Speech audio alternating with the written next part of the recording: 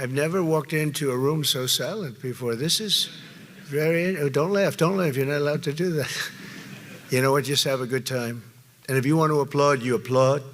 And if you want to do anything you want, you can do anything you want. And if you don't like what I'm saying, you can leave the room. Of course, there goes your rank, there goes your future. But you just feel nice and loose, okay? Because we're all on the same team. And I was told that, sir, you won't hear a murmur in the room. I said, we got to loosen these guys up a little bit. So you just have a good time. But I want to thank Secretary Hegseth and General Kane, General Raisin Kane for a reason, they call him that. When I heard his name, I said, you're the guy I'm looking for.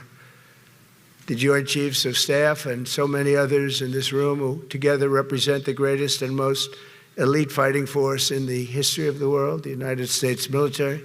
We're very proud of our military. I rebuilt the military during my first term. It's one of the greatest achievements. We had the greatest economy in history, and I built the military. Those are the two things I say more than anything else. And I also kept us safe at the borders. We had very good borders. We didn't have people coming in from jails and prisons and everything like took place over the last 4 years. They'll never forget what happened to this country over the last 4 years with the incompetence.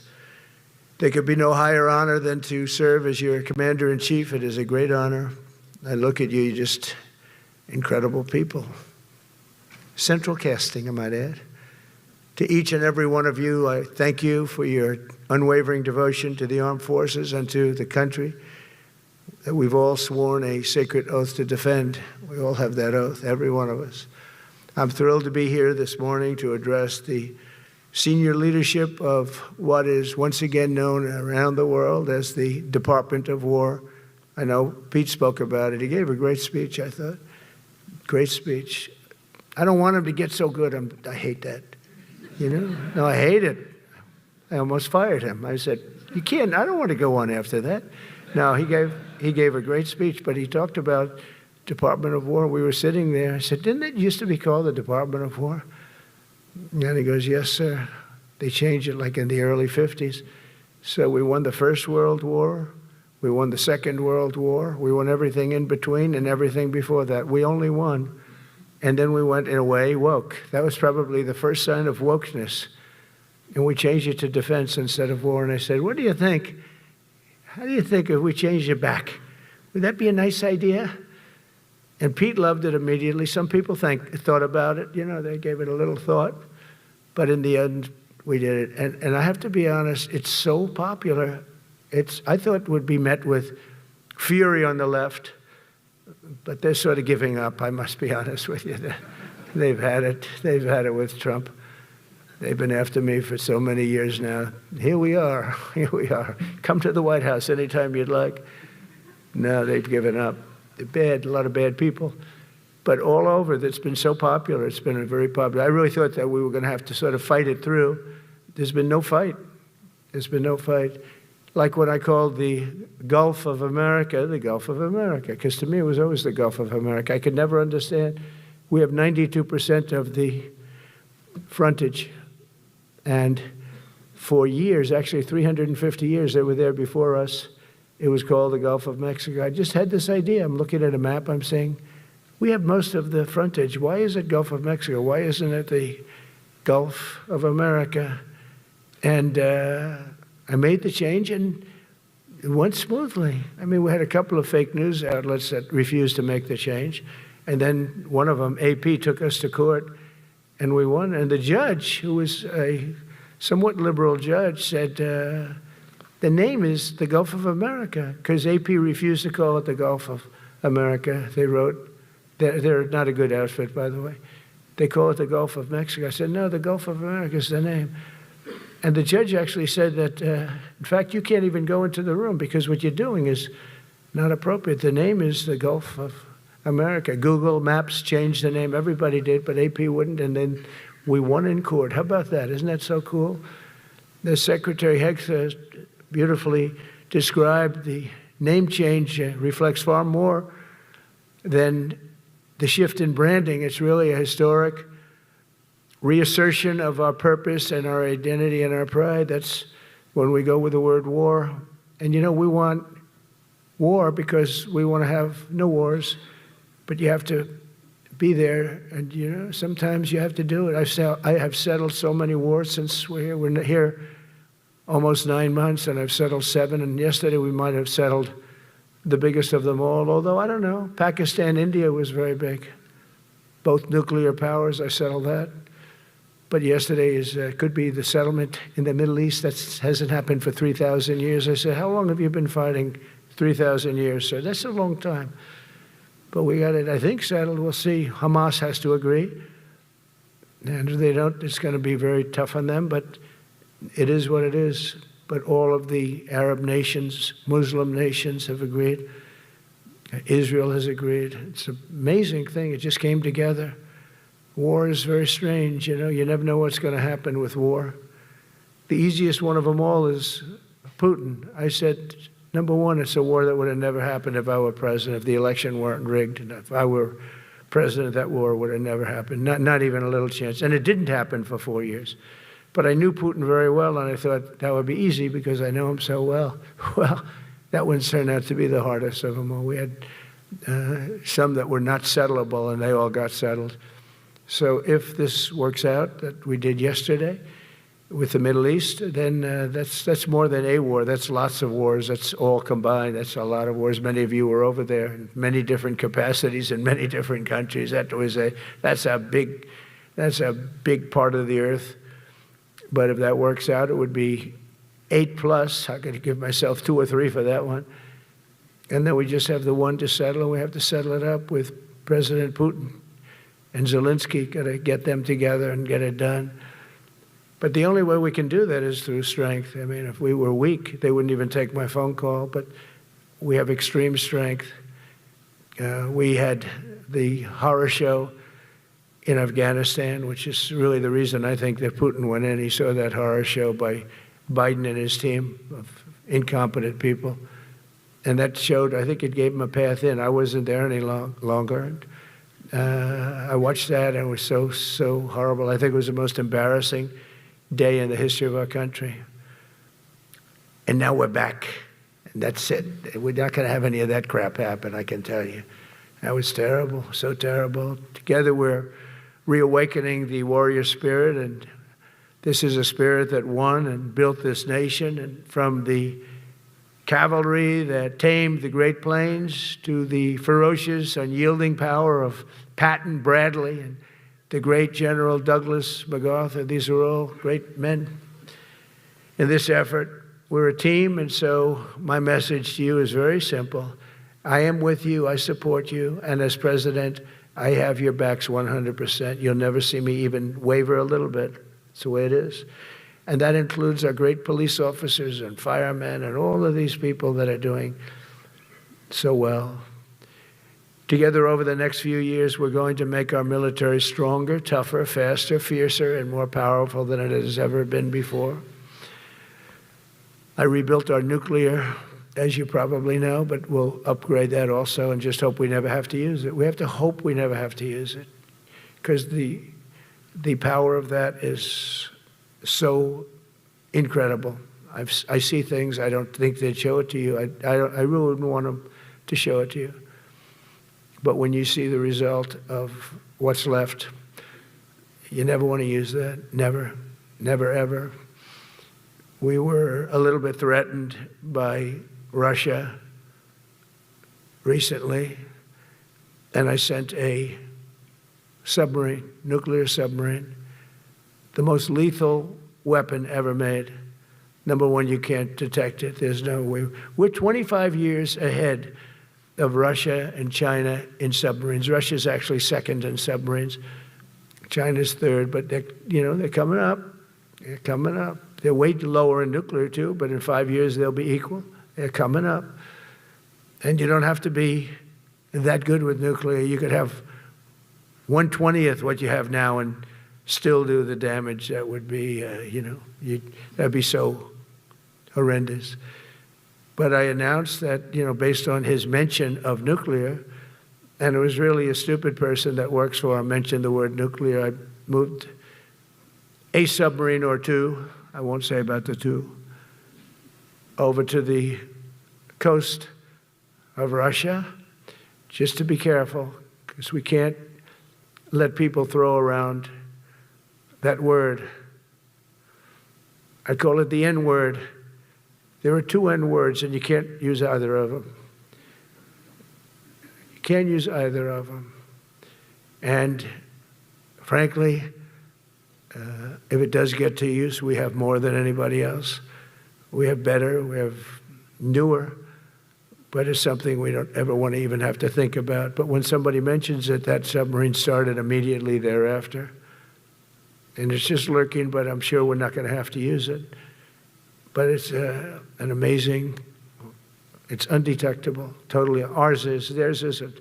Theirs are totally detectable. We can detect them easily. We go right to the spot. But we have genius apparatus that doesn't allow detection. It doesn't allow detection at all by anybody above water or below water. It's incredible. We're way ahead of everybody in that and other things. As a result of the exciting renewal of the spirit of our armed forces, and that's what it is. It's really reaching that spirit, unprecedented heights.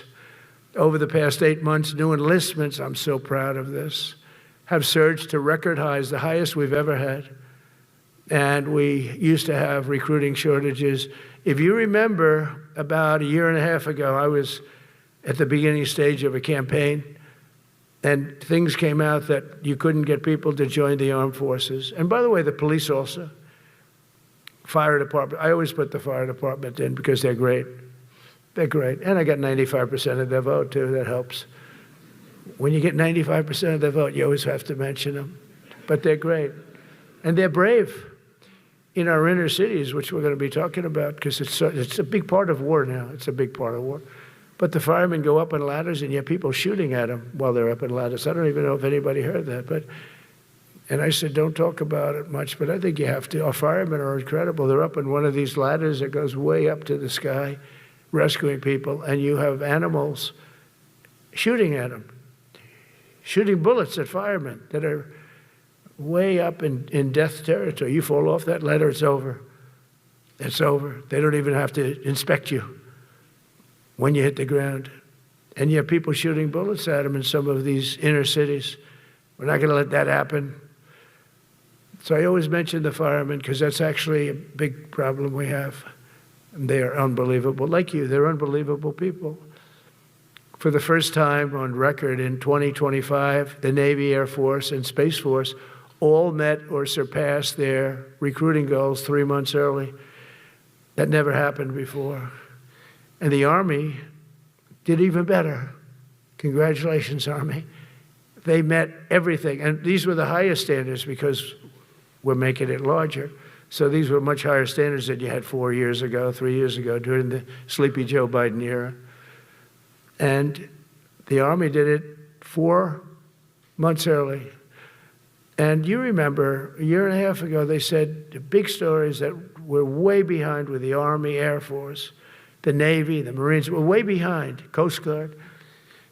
And even Space Force. I love Space Force because that was my creation. You know, when you create something, I love it. And the people we put in there were good. I got that right. We put in great people initially, and we've really dominated. We really dominate in that sphere now. We're way behind China and Russia, and now we dominate. Space Force turned out to be a very important thing. I said from the beginning, you know, when Biden came into office, he wanted to terminate it. He said, and this thing called Space Force, so we could get rid of that. And he got hammered by the people in this room for even suggesting it, because it's very important, one of the most important. And as time goes by, it'll get more and more important. But we're now at 106% of our recruiting targets for the year, and that's the best in far more than a generation. And for the Marines, morale is so strong that the Marine Corps will meet its 2026 retention targets before the end of October, which never happens. And that's the earliest it's ever happened in the history of our country. And it makes you feel good, you know. I felt guilty. I'd go make a speech in front of never people like you. You are the leaders, but people, soldiers.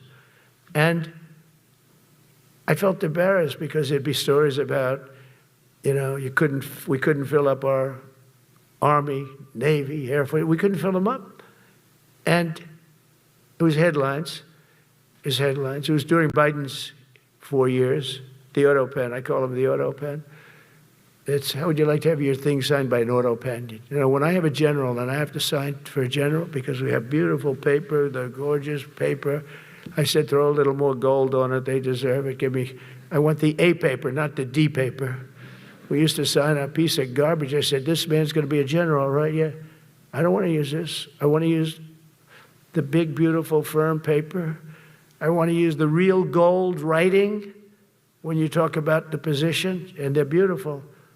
And, but how would you like to have that where some kid sitting in the back office is having it signed with an auto pen? I thought about it, and I thought about you people first, admirals, generals. I said, somebody works his whole life. He gets into maybe the academies or wherever, but however you got there, and you go through years of work, and now you become an admiral or a general or whatever. And when you do, the President of the United States signs your commission, as you know, and that commission is beautifully displayed. And I sign it. Actually, I love my signature. I really do. Everyone loves my signature. But I signed it very proudly, and I always think to myself, how can you have an auto pen sign this? It's just so disrespectful. To me, it's just totally disrespectful. And it turned out that almost everything he did was signed by auto pen, except for when he gave his son, Hunter, pardon. He signed that one. And that's actually the worst signature I've ever seen. That was the bad. The auto pen looks much better. But as leaders, our commitment to every patriot who put on the uniform is to ensure that American military remains the most lethal and dominant on the planet, not merely for a few years, but for the decades and generations to come, for centuries.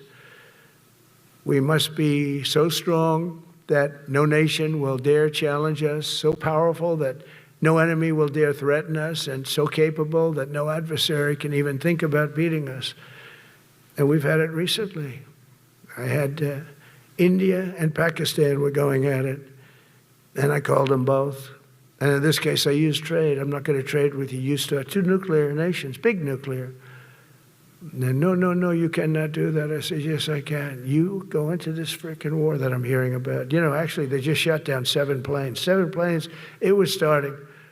There's a lot of bad blood. And I said, you do this, there's not going to be any trade. And I stopped the war.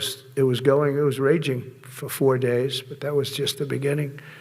And we stopped it. It was a great thing. And the Prime Minister of Pakistan was here, along with the Field Marshal, who's a very important guy in Pakistan, and he was here 3 days ago. And I didn't even realize it as beautifully as he said it, but he said that to a group of people that were with us, 2 generals, but a group, he said, this man saved millions of lives because he saved the war from going on, and that war was going to get very bad, very, very bad. President Trump saved millions and millions of lives. That was a bad war. And I was very honored. I loved the way he said it. Susie Wiles was there. She said that was the most beautiful thing. But we saved a lot of them. We saved a lot of them. Even in Africa, we saved the Congo with Rwanda. They've been fighting for 31 years, 10 million people dead. I got that one done. And very proud of it. So if this works out, we'll have 8 in 8 months. That's pretty good. Nobody's ever done that. Will you get the Nobel Prize? Absolutely not. They'll give it to some guy that didn't do a damn thing. They'll give it to a guy that wrote a book about the mind of Donald Trump and what it took to solve the wars. And he'll get the Nobel Prize will go to a writer. No, but well, let's see what happens. But it's be a big insult to our country. I will tell you that. I don't want it. I want the country to get it. But it should get it because there's never been anything like it. Think of it. So if this happens, I think it will. I don't say that lightly because I know more about deals than anybody. This is what my whole life was based on. And they can change, and this can certainly change. But we have just about everybody. We have one signature that we need, and that signature will pay in hell if they don't sign. I hope they sign for their own good and we create something really great. But to have done 8 of them is just like such an honor. And then we have Putin and Zelensky. The easiest one of them all. I said, that one I'll get done. I thought that was going to be first. The others were much harder, some of them. Azerbaijan this was going on for 36 years. They said, it's not solvable, sir. Don't do it. I said, I will do it. I will do it. And I got on the phone with the two countries. They were great. They were great. I knew immediately. I knew as soon as I started talking to them, we're going to solve that war, and we did. Now they're so happy. Now they're friends. One said he's been president for 32 years, 22 years. He said, for 22 years, I did nothing but kill his people. They were in the room together at the Oval Office. And they started off spread like this. I have the beautiful Resolute desk. And one was here, and one was here. You couldn't get further away. That's the furthest I've ever seen two people in front of me. And as the hour went by, they got closer, closer, closer. And at the end of the hour, we had it done. And they hugged and hugged and hugged. And I said, that's so nice, and you're going to remain friends. And I spoke to them, one of them the other day. He said, no, he's now my friend. But for 22 years, he's been the head of Azerbaijan for 22 years. And the other guy, great guy too, 7. And that war, that was a war that was not solvable. He said for 7 years. The other one said for 22 years. All I did was kill his people. That's all I've done. I said, well, we're going to put a stop to that. So we solved that. So it's a great thing. It's a great feeling. You're saving Kosovo and Serbia. You're saving so many lives doing this if you can do it. But our people deserve nothing less than the very best, and we're never going to let them down. And if we can solve wars instead of you having to fight wars, wouldn't that be wonderful, right? Wouldn't that be wonderful? That's why one of the first executive orders I signed upon taking office was to restore the principle of merit. That's the most important word, other than the word tariff. I love tariffs. Most beautiful word. But I'm not allowed to say that anymore. I said tariff is my favorite word. I love the word tariff. We're becoming rich as hell. We have a big case in front of the Supreme Court, but I can't imagine, because this is what other nations have done to us. And we have, great legal grounds and all, but you still have a case. It would be very bad if something happened. But I said, my favorite word in the English dictionary is the word tariff. And people thought that was strange. And the fake news came over, and they really hit me hard on it. They said, what about love? What about religion? What about God? What about wife, family? I got killed when I said tariff is my favorite word. So I changed it. It's now my 5th favorite word. And I'm okay with that. I'm okay with that. But they hit me hard. But it is. I mean, when you look at, we've taken in trillions of dollars. We're rich again. And there'll never be, when we finish this out, there'll never be any wealth like what we have. Other countries were taking advantage of us for years and years. You know that better than anybody. And now we're treating them fairly. But the money coming in is, we've never seen anything like it. The other day, they had $31 billion that they found, $31 billion. So we found $31 billion, and we're not sure from where it came. A gentleman came in, a financial guy. I said, well, what does that mean? He said, we don't know where it came. I said, check the tariff shelf. No, sir, the tariffs haven't started in that sector yet. I said, yes, they have. They started 7 weeks ago. Check it. Comes back 20 minutes later. Sir, you're right. It came from tariffs. $31 billion. That's enough to buy a lot of battleships, Admiral, to use an old term. I think we should maybe start thinking about battleships, by the way. We have a Secretary of the Navy came to me, because I look at the Iowa out in California, and I look at different ships and the old pictures. I used to watch Victory at Sea. I love Victory at Sea. Look at these admirals. It's got to be your all-time in black and white. And I look at those ships. They came with the destroyers alongside of them, and man, nothing was going to stop. They were 20 deep, and they were in a straight line, and there was nothing going to stop them. And we actually talk about, those ships. Some people would say, no, that's old technology. I don't know. I don't think it's old technology when you look at those guns. But it's something we're actually considering, the concept of battleship. Nice 6-inch side, solid steel, not aluminum, aluminum that melts if it looks at a missile coming at it. Starts melting as the missile's about 2 miles away. Now, those ships, they don't make them that way anymore, but you look at it and your secretary likes it, and I'm sort of open to it. And bullets are a lot less expensive than missiles. A lot of reasons. I should take a vote, but I'm afraid to take that vote because I may get voted out on that one. But I tell you, it's something we're seriously considering. There were powers. There were big powers. They were just about as mean and scary as you could be. And so we're looking at that. One of the biggest cases that we won was the decision of the United States Supreme Court to allow us to proceed on the word merit. Merit. So those two words are right up there. So this is, I would say, the opposite if you ask for a definition, the opposite of political correctness. We went through political correct where you had to have people that were totally unfit to be doing what you're doing for many reasons. I won't get into them. But for many reasons, they were unfit. Now, it's all based on merit. That was such an unbelievable decision. I didn't expect we were going to win that one. We went in.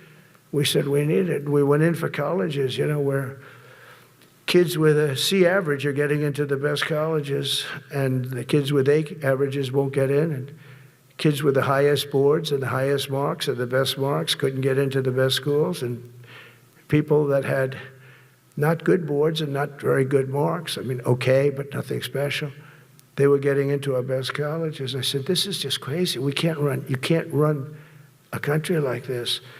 And it was lingering for years, and it got to the Supreme Court, and we won that decision. Merit, everything's based on merit. You're all based on merit. We're not going to have somebody taking your place for political reasons because they are politically correct, and you're not. We take the people that are going to do the best job. That's all. It's very simple. And that's the way our country was built. We were built on merit. We got away from it for a long time. And everyone understands it. And it was done. It was approved. I give great credit to the Supreme Court because I thought they had tremendous courage. I didn't think they'd do that. That was tremendous.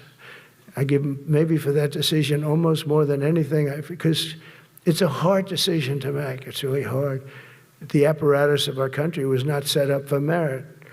It was set up for political correctness. And you can never be great if you're going to do that.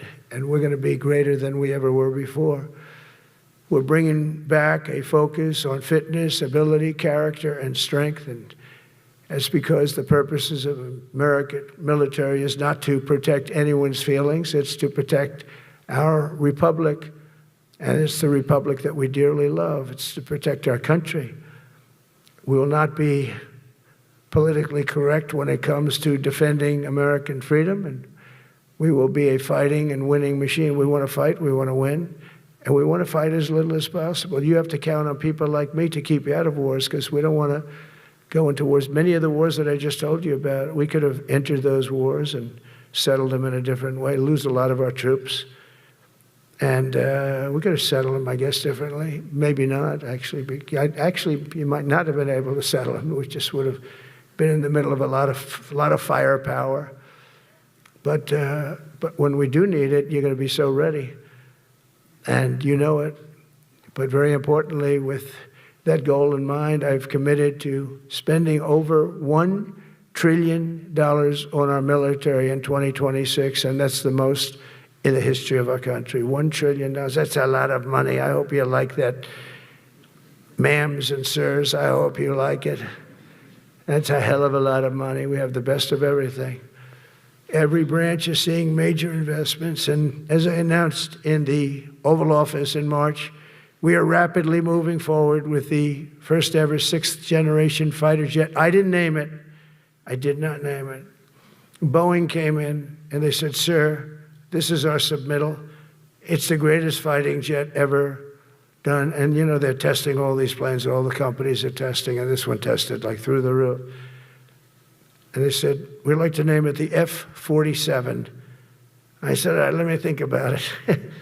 Then after thinking for about 2 seconds, I said, okay. You know what that means, 47? I'm 47. So I'm 45, 46, and 47, if you think about it.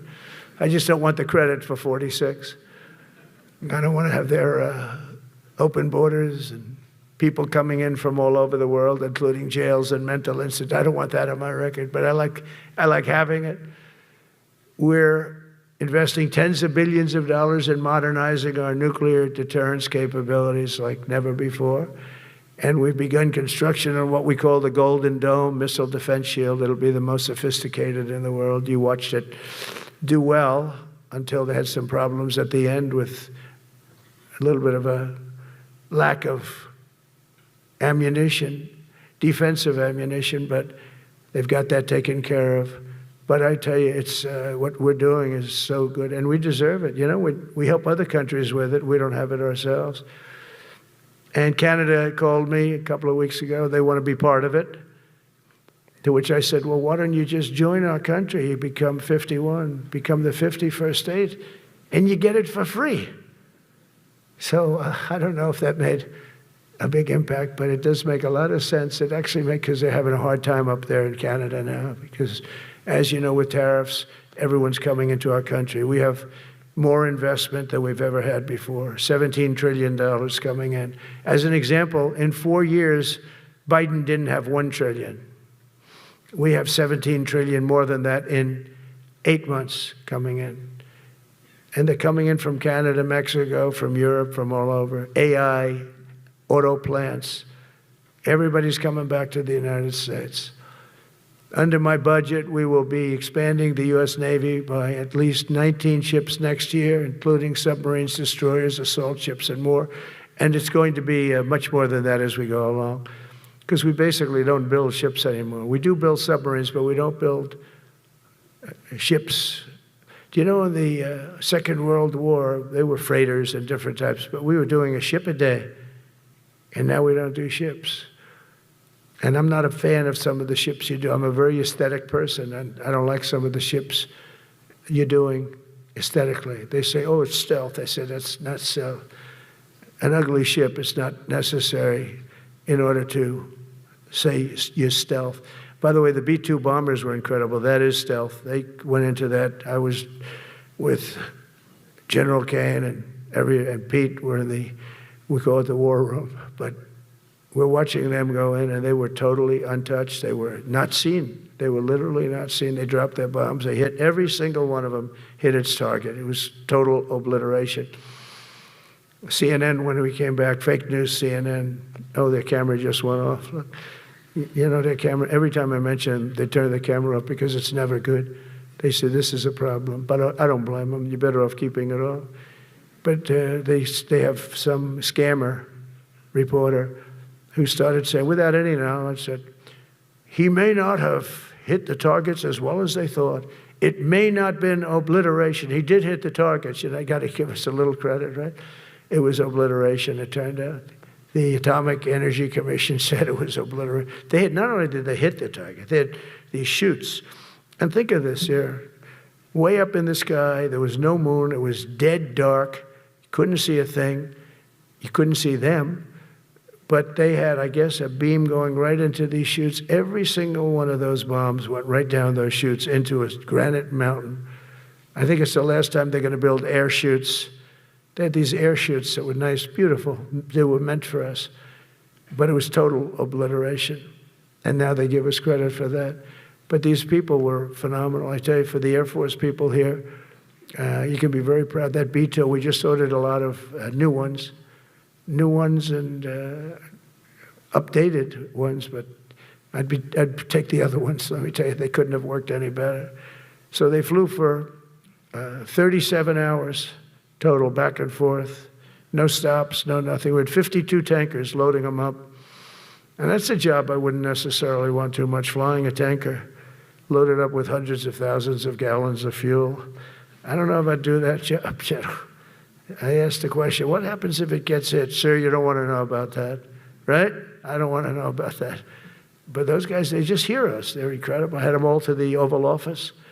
We had the B-2 pilots and a lot of the people, even the people that took care of them, the maintenance people, just as important. We had them all to the White House, gave them a big party on the lawn, brought some of them into the Oval Office. But on top of all this, we'll deliver a hard-earned pay raise of 3.8% to every soldier, sailor, airman, Coast Guardsman, Space Guardman, and Marine, something you weren't getting from the past administration. They did not treat you with respect. They're Democrats. They never do. Not only are we rebuilding our great strength, but for the first time in years, my administration is actually using that strength to defend the core and vital interests of America. And very simply, we are putting America first. And I have since I've been elected. I've always put America first. It's sort of simple, you know, when you think. My campaign was run on common sense, and we did great. We got the highest numbers ever received in terms of districts. You know, they have it broken up, 2,500 versus 525. We won every swing state. We won the popular vote. We won everything. We won everything. You have to take a look at the map. It's almost entirely red, except there's a little blue line on each coast, and I think that's going to disappear too. We did really great, and part of it is because of our success with the military, the rebuilding of the military, the vote that I got from the military, and they're vicious people, you know, that we have to fight, just like you have to fight vicious people. Mine are a different kind of vicious, but they spread all these horrible, you know, they made up statements and said what I said about everything, but even about the military. But fortunately, the military didn't believe it. It's hard. You know, they make up a statement and they said, you say it. We had 25 people that said he never said that. 25. We had 25 affidavits. And they said, well, we're going with it anyway. You know, these sleazebags.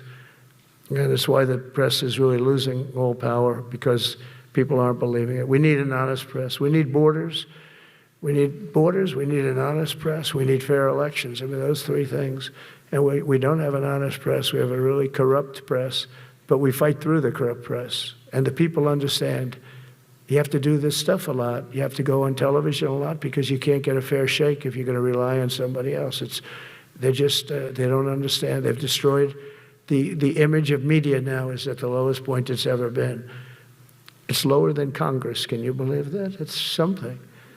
But together with many of you in the room, we've brought back the fundamental principle that defending the homeland is the military's first and most important priority. That's what it is. Only in recent decades did politicians somehow come to believe that our job is to police the far reaches of Kenya and Somalia, while America is under invasion from within. We're under invasion from within. No different than a foreign enemy, but more difficult in many ways because they don't wear uniforms. At least when they're wearing a uniform, you can take them out. These people don't have uniforms. But we are under invasion from within. We're stopping it very quickly. After spending trillions of dollars defending the borders of foreign countries, with your help, we're defending the borders of our country from now on. We're not going to let this happen. Biden let people come in from prisons, mental institutions, drug dealers, murderers. You know, we had 11,488 murderers allowed into our country by this guy who had no clue. He had no clue. He shouldn't have been there in the first place, but he had no clue. The people that ran the office, the White House, were people that surrounded him, radical left lunatics that are brilliant people, but dumb as hell when it came to policy and common sense. And they allowed people from all over the world, from the Congo. They opened up prisons in the Congo. They came into our country totally unmatched, unvetted, unchecked. And from all over, South America, not just South America. You know, you think South America, no, but from all over. A lot came in from Venezuela. Venezuela emptied its prison population into our country. That's why they have Tren de Aragua, one of the worst gangs ever. But we took care of them. We took good, strong care of them. And I just want to thank the National Guard in Washington, D.C. It's embarrassing to say this. Now I can say it because we solved it. But Washington, D.C. was the most unsafe, most dangerous city in the United States of America. And to a large extent, beyond. And beyond that, you go to Afghanistan, they didn't have anything like that. You go to countries that you would think there's problems, they didn't have that. And now Washington, D.C., after 12 days of serious, serious intensity, we took out 1,700 career criminals. If you have 5 career criminals, they can make your numbers look very bad because they'll commit many crimes a day. But we took out 1,700, and they took them out. There was no doubt who the boss was. They did an unbelievable job. Then they started even cleaning. I said, I don't want them doing that, sir. They were cleaning it up. I drove through it 2 days ago. It was beautiful. People are walking down the street holding hands, man and wife, coming from Iowa. They're not worried about being shot. Washington, D.C. is now a safe city. In fact, I went out to dinner with my crew. I haven't done that. In theory, I wouldn't do it. And I felt totally safe. And nobody's been attacked. Nobody's been hurt. Washington, D.C. went from our most unsafe city to just about our safest city in a period of a month. We had it under control in 12 days, but give us another 15, 16 days, it's perfect. And people other than politicians that look bad, they think, the Democrats run most of the cities that are in bad shape. We have many cities in great shape too, by the way, I want you to know that. But it seems that the ones that are run by the radical left Democrats, what they've done to San Francisco, Chicago, New York, Los Angeles, they're very unsafe places. And we're going to straighten them out one by one. And this is going to be a major part for some of the people in this room. That's a war too. It's a war from within. Controlling the physical territory of our border is essential to national security. We can't let these people in. We had no people enter in the last 4 months. 0. Even I can't believe that. We had millions coming in, pouring in. 25 million all told, and of those 25 million, many of them should never be in our country. They would take their worst people and their people from prisons and jail, and they'd put them in a caravan, and they'd walk up. CNN was interviewing one person. Oh, why are you coming? I want freedom. Good. Were you in jail? Yes. For what? Murder. I said, you had to see this anchor, a young woman. She's like, I couldn't believe. She'll probably lose her job, but because the left doesn't want to hear that. But we're running it based on common sense and based on love of our country.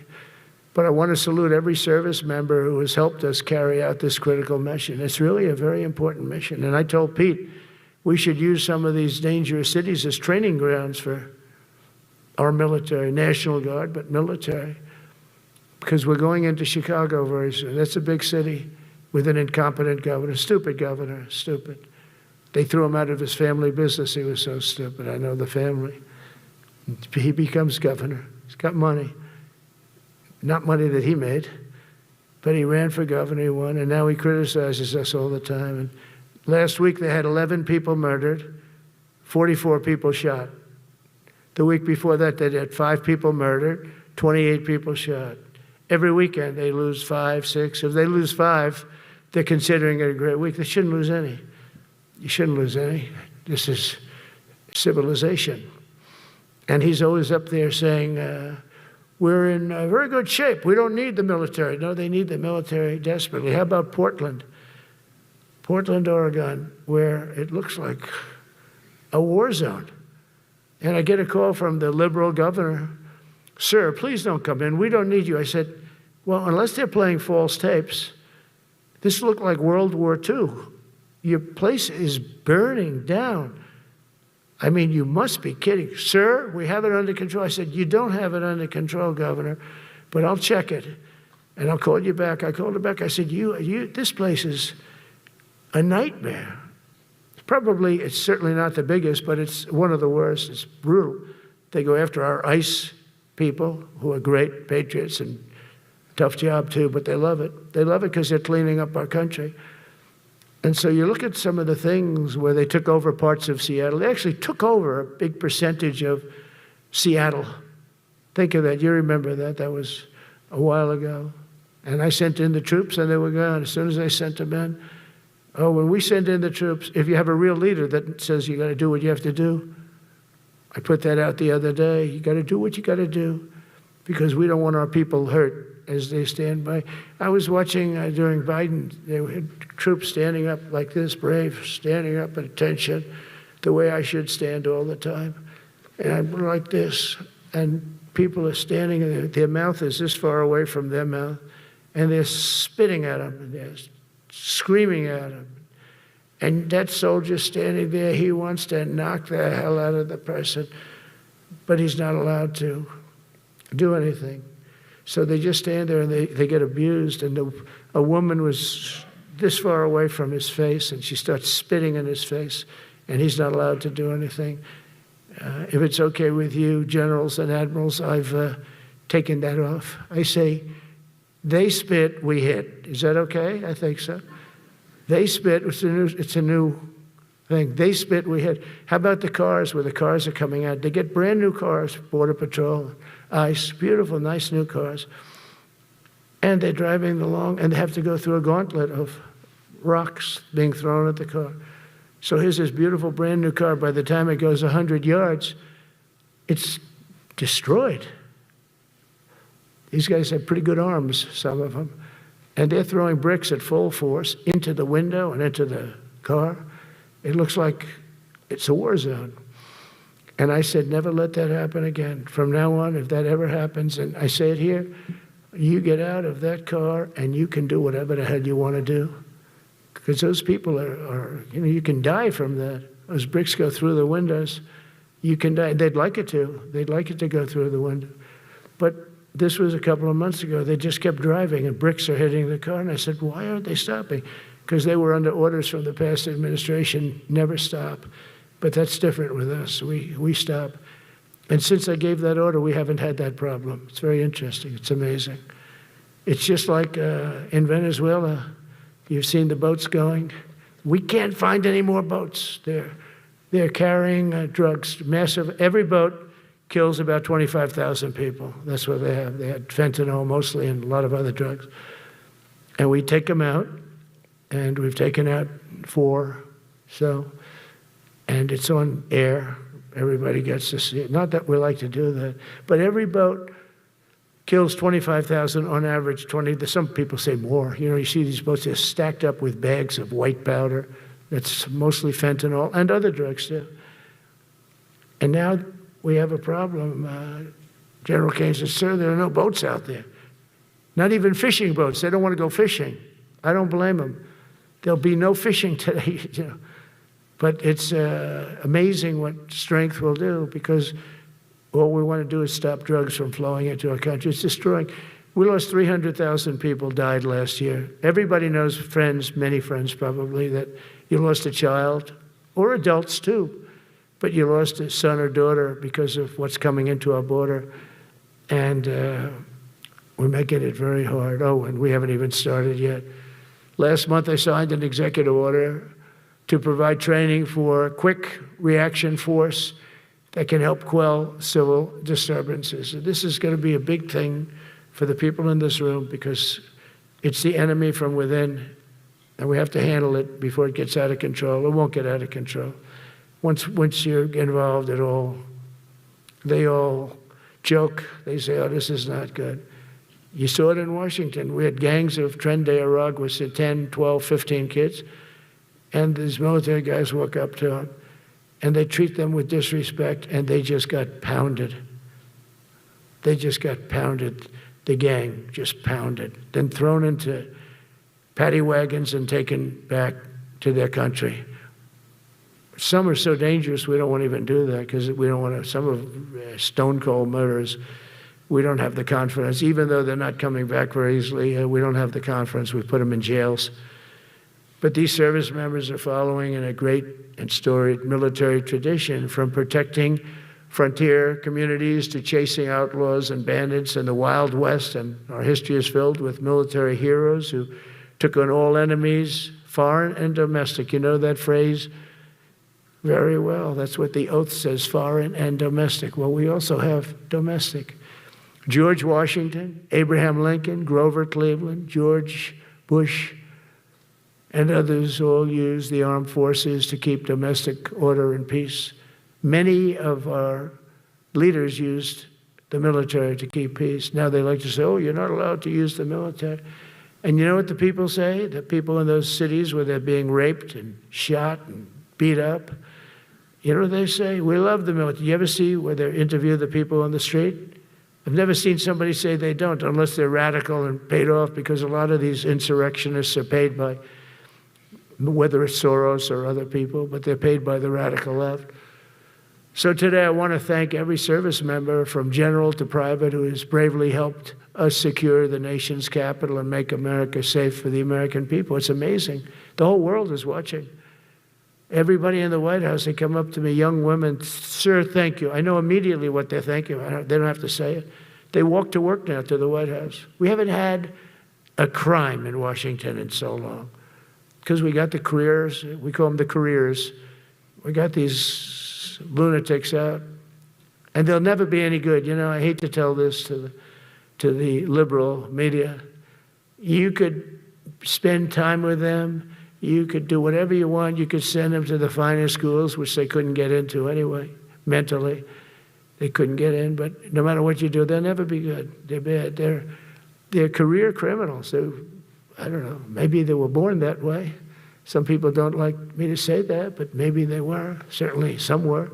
Together with the leaders here today, we're also restoring a needed focus on defeating threats in the Western Hemisphere. Throughout this region, cartel terrorists have been allowed to wage a relentless campaign of death and destruction on our country, all because we had weak leadership on top.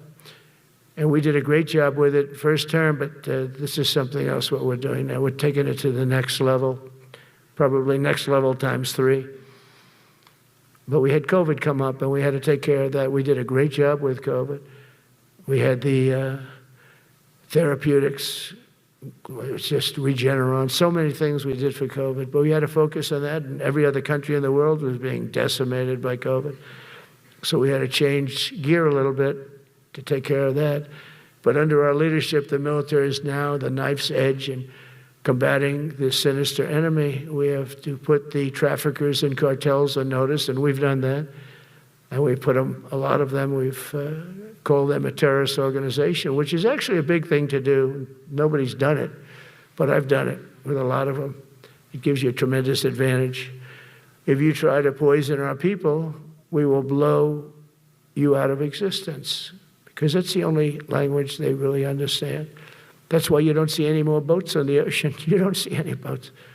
Around Venezuela, there's nothing. As president, I will never hesitate to defend our people from threats of violence, from the horrible plague that's taking place from within. The Iran nuclear power, the Iran, all of the great power that we thought existed, we blew it out to kingdom. We took advantage of it, and we just really took advantage of it, and it was a beautiful thing to see, and that's what military power can achieve. That's why I chose Raising Cane. He's fantastic, by the way. I hope you all agree. If anybody disagrees, could I please have your hand? Who disappears that Raising Cane is no good? Just raise your hand.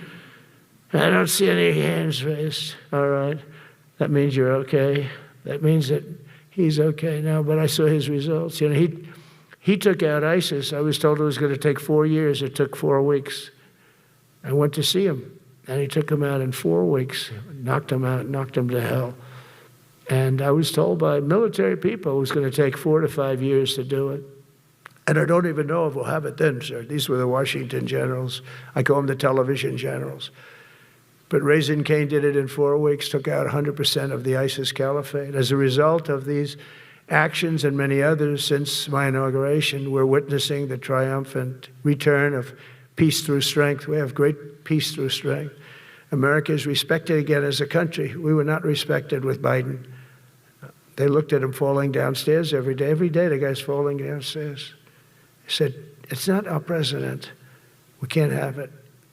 I'm very careful, you know, when I walk downstairs, like I'm on stairs, like these stairs, I walk very slowly.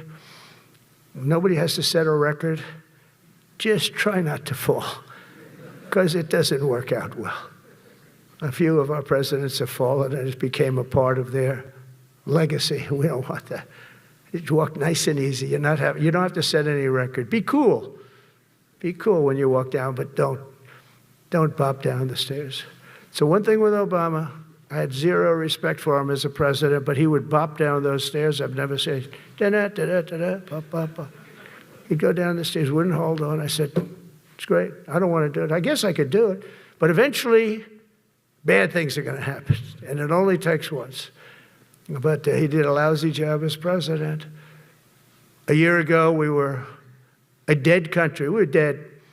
This country was going to hell. We were dead in every way, from immigration to military. We didn't have the weapons. We were given everything to Ukraine. We had nothing. And by the way, I have to tell you, now, as you know, I went over and I met with NATO, and NATO raised from 2 to 5, which everyone said 5% of GDP. Millions and now trillions of dollars are pouring in. They didn't pay the 2% because they know we were there to pay it. And now they paid the 5%. That's trillions of dollars. And we're not spending any money on that war, not 10 cents. We sell our equipment to NATO. NATO pays us for the equipment, and they give it to Ukraine or whoever they give it to. They can keep it, but we're not involved. We have no money going out. Biden gave $350 billion. Not sustainable, $350 billion. And we have a war that should have never started. But we're not doing that anymore. So I just want you to know we're selling equipment. Our people are buying equipment. They are buying the equipment at full price, a fair price. So I don't want to say we're making money, because I don't want to be making money on a war. It's too many people dying. They're losing 7,000 soldiers a week. A lot of them are Russian soldiers, but between the two countries, mostly soldiers, by the way. Sometimes, in Kiev, they'll lob a missile in, or some drones in, kill some people. But mostly it's soldiers. Russia and Ukraine are losing 7,000 souls. And they're not American, they're not us, they're not you. We have a special obligation. But they're soldiers, they're young people, they leave their parents, they wave goodbye, and then 2 days later they're blown up so unnecessarily. And so that's the primary reason I want to get it done. We got to get it done. It's crazy what's going on. That's the worst war that there's been since World War II. The number of soldiers that are being killed there is just crazy. From 5,000 to 7,000 soldiers die a week. Think of that. So I think we'll get that done. But that's turned out to be the toughest one. I'm so disappointed in President Putin. I thought he would get this thing over with. He should have had that war done in a week. And I said to him, you don't look good. You're 4 years fighting a war that should have taken a week. Are you a paper tiger? And it's a shame, but I think eventually we'll get that one done, just like in theory, I want to knock on wood, because you never know. It's like we're going to have the Middle East done, which is actually a much harder thing to do. I mean, thousands of years, but we have to get that war done. So now just think of it, we're a dead country. I was with the King of Saudi Arabia, a great guy. I was with the Emir of Qatar. I was with the great leadership of UAE. I was over there. We brought back $2 trillion and more. They ordered 200 planes, Boeings. They ordered so much, and they were great. But they all said essentially the same thing. They said, 1 year ago, you were a dead country, and now you're the hottest country anywhere in the world. We're the hottest country in the world right now. The absolute hottest country in the world. There's nobody even close. Putin said that to me. We met in Alaska, had a good meeting. Then he went back and started sending drones into Kiev. I said, I thought we had a good meeting. But it's one of those things. But we were a dead country a year ago, and now we're the hottest country anywhere in the world. Think of that. You can be proud of that. And you must have felt like hell when you have a wife or a husband at home, and you used to read the numbers that we can't get people to join the Army, Navy, Air Force, Marines, Coast Guard. You must have felt like, I have a job that nobody wants. That doesn't feel good. Well, now you have a job that is brimming over with people wanting it. They want it. And you're able to get a much higher quality because now you have your choice. You know, you want so many, and we're going to have many, many people that aren't going to be able to join because of the fact that we don't need them at this moment. But think of it, what a difference that is from, I could just imagine 2 years ago, you're reading front page articles in the New York Times, of course, and Wall Street Journal. They always give us unfair stories. But they played it so big. They were playing it so big. Nobody wants to join the Army, the Marines, the Air Force. They don't want to join. They don't want to join the Coast Guard at all. Nobody wants to join. Nobody wants to join our police forces. Our police forces also. It's almost went hand in hand. And I used to say, boy, I'm speaking in front of the military today, and it's embarrassing because I'm speaking in front of people who have a job that other people don't want, but now you have a job that everybody wants. So I think that has to make you feel good. It's one of the reasons I love being here today, because I wanted to say that. I have to say that everybody wants to be in the Army, the Navy, the Air Force, the Marines. If you think the Coast Guard and Space Force, our beautiful Space Force, it's a whole different world. And now they're signing up, by the way, seriously big numbers for the police. Dangerous job, isn't it? Huh? Fire department. But that's the paving the way for progress once thought almost impossible. I mean, a year ago, you wouldn't have thought that was possible. A year ago, they were talking about making the military smaller because they can't get the people to join. We're thinking about making it larger because we have so many people. And it's nice to be able to cut people because of merit that aren't really qualified for any reason, a physical reason, a mental reason. You don't have to take them anymore because you have the pick of the litter, and they all want to be with you. They all want your job. They want to be with you. They want to work with you. They'll even take your job, Got to be a little bit sharp. You got to watch it. But everybody wants to be doing what you're doing now. What a difference. When I speak to you, and I can say that as opposed to a couple of years ago when I was talking to rooms where they were desperate to get people and they couldn't get them. What a difference a presidential election can make. That's all it is. It's just a presidential election. Yesterday at the White House, we put forward a plan for peace in Gaza. We announced it, and we're going to create something that was my idea, but unfortunately I got drafted.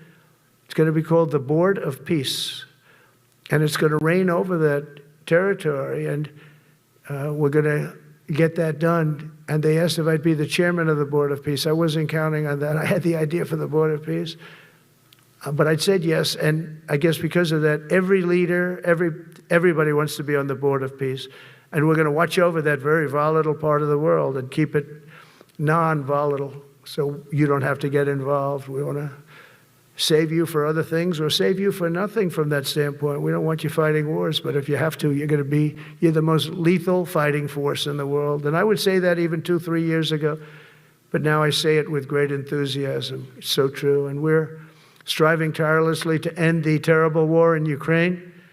And as you know, we're also working hard to get the allies to share more of the burden of our defense. Much of that has really already taken place. But all NATO members have committed to the increase that I talked about. Think of that. That was unthinkable. It used to be 1%, then we got it up to 2% in my last term. And they did not like it. And now I got it to 5%, and I get along great with all of them. In fact, they call me the president of NATO. I said, I don't think so. But they're great. They're great people, and they're spending a lot of money, and a lot of money that they should have been spending in the past. But I think Putin was a wake-up call for them, really. We're now selling large quantities of American-made weapons to NATO, and we're getting really fair pricing. We're making a lot of money. It's my hope that from Europe to Asia to the Middle East, our allies will make similar commitments to increase their military capabilities. And this will greatly strengthen our alliances, and also it will make war far less likely. If you're a strong presence like we are such a strong presence now. And I go around bragging about that. I've said, we have the strongest military anywhere in the world. I say it. You never heard Biden say that. You never heard him say anything. But you never heard him say, did you ever hear him say, we have the strongest military? He doesn't say that. I say it. We have the strongest military anywhere in the world. We have great leadership. And I'll tell you, Pete and General Kane, and all of the people that I've met that have been lifted up in rank. And we got many of them out of here, too. I'll be honest with you. Didn't like doing it, but we got many of you out of here because we weren't satisfied. We know everything about everybody. It'll also help the United States rapidly rebuild our defense industrial base. Each of you can play an important part in getting allies to do their part. So to that end, Secretary Hegseth will soon be announcing major reforms to streamline military acquisitions and expedite foreign military sales. We have tremendous numbers of countries that want to buy our equipment, and in many cases it takes too long. We're backlogged on all the equipment, which is something that's new to us a little bit. And I told those companies, you better get your ass going, because we're selling you a lot of equipment. We're getting countries to buy your equipment. You got to produce the equipment. Some of the countries, I'm not going to mention, but some of the countries are buying a lot. And that's a good thing. They're on our side. 95%. I'll never say 100% because they can always turn, right? You know about that. But they're on our side. The problem is we have to get the companies that make this equipment, and we make the best equipment in the world, but they got to make it faster. We have orders for the F-35. We have orders for everything. The new F-47. We have orders for everything. They got to make it faster, a lot faster. Ammunition they have to make faster. In the coming months, we'll be making even more historic announcements to fully embrace the identity of the Department of War. I love the name. I think it's so great. I think it stops wars. The Department of War is going to stop wars. If we are as ruthless and relentless as our enemies, the United States Armed Forces will be totally unmatched in the future. We have a group of enemies that are very ruthless and very smart, but they can't match us. They can't match us. They don't even come close to matching us. Again, it's very important for me to say we are the greatest military in the world, but we make the best equipment in the world. I watched our anti-missile missiles. I watched our Patriots just knock things out like a needle, hitting another needle on the stage. There's a needle up there, and you send another needle up, and it hits it every time. During the war, we went 14 for 14. We had 14, this is with Iran, we had 14 missiles coming at us. All 14 were knocked out of the sky, every one of them. We make the best equipment. From Sparta to Rome, to the British Empire, to the United States of America, history has shown that military supremacy has never been simply a matter of money or manpower. At the end of the day, it is the culture, spirit of our military that truly sets us apart from any other nation. Our ultimate strength will always come from the fierce people and those brilliant people with such pride and the unbending will and the traditions of excellence that have made us the most unstoppable force ever to walk the face of the earth. And that's what we are. Remember, we never want to use it, but we have the most powerful nuclear capability, and I call it nuclear deterrent of any other country. Nobody close. The men and women in this room inherit the legacy built and won by Washington and Jackson, Grant and Pershing, Eisenhower and Patton, Nimitz and LeMay. We carry forward the majestic military heritage passed down from father to son, soldier to soldier, and one generation of warriors to the next. You are warriors, you know that, right? You're great warriors, or you wouldn't be in this room. You're the best of the best. From Concord Bridge to Fort McHenry, from Gettysburg to Manila Bay, from Normandy to Sicily, and from the jungles of Vietnam to the dusty streets of Baghdad, America's military has charged into hellfire, climbed up jagged mountains, crossed roaring oceans, and thundered across open deserts to defend our flag, our freedom, and our homeland. Nobody does it like you. Now we are discovering American muscle, reasserting American might, and beginning the next story chapter in American military legends and lore. That's L-O-R-E. It is lore. When it comes to defending our way of life, nothing will slow us. No enemy will stop us. They cannot stop us. And no adversary will stand in our way. They won't stand in our way. We don't want them to stand in our way. We don't want to even put them in that position, but they're not going to stand in our way ever again. You'll never see 4 years like we had with Biden and that group of incompetent people that ran this country that should have never been there. Because we had the United States military, the best, the boldest, the bravest that the world has ever seen, that the world has ever known. With leaders like we have right here in this beautiful room today, we will vanquish every danger and crush every threat to our freedom in every generation to come, because we will fight, fight, fight, and we will win, win, win. I want to just thank you once again, and God bless the United States military, and God bless America. God bless you all. Thank you very much. Thank you.